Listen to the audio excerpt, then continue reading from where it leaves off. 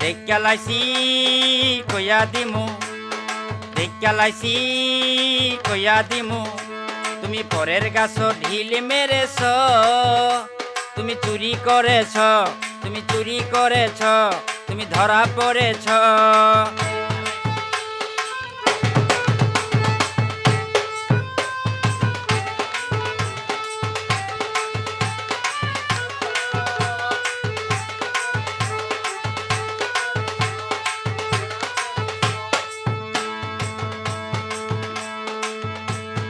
নিজের গাছে ফল থাকিতে কেন অন্যের ফলে লোভ করেছ?